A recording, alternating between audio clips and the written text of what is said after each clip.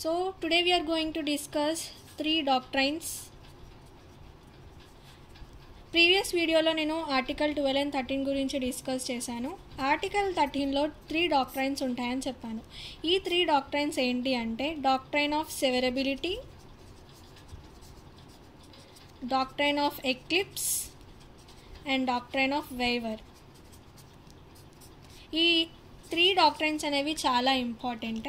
మనం first doctrine గురించి discuss చేసే ముందు I will tell you an example. ఈ ఎగ్జాంపుల్ ద్వారా నేను మీకు ఎక్స్ప్లెయిన్ చేస్తాను. ఫర్ ఎగ్జాంపుల్, ఒక యాక్ట్ ఉంది, సమ్ యాక్ట్.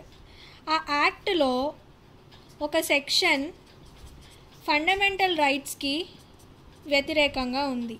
అయితే స్టేట్ ఏం చేస్తుంది అంటే ఈ సెక్షన్ని తీసేస్తుంది, మిగతా సెక్షన్స్, ఈ యాక్ట్లో ఉన్న మిగతా సెక్షన్స్ని అలానే ఉంచుతుంది. దాన్ని మనం డాక్ట్రైన్ ఆఫ్ సెవరబిలిటీ అని అంటాము. సెకండ్ వచ్చేసి డాక్ట్రైన్ ఆఫ్ ఎక్లిప్స్.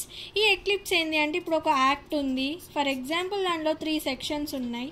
దానిలో థర్డ్ సెక్షన్ అనేది ఫండమెంటల్ రైట్స్కి వ్యతిరేకంగా ఉన్నట్టయితే దీన్ని మనం డార్మెంట్ మోడ్లో పెడతాము. డార్మెంట్ మోడ్ అంటే ప్రస్తుతానికైతే యూజ్లో చేయము, ఫ్యూచర్లో ఫర్దర్గా మనకి అది అవసరమైతే దాన్ని డార్మెంట్ మోడ్ నుంచి తీసేస్తాము.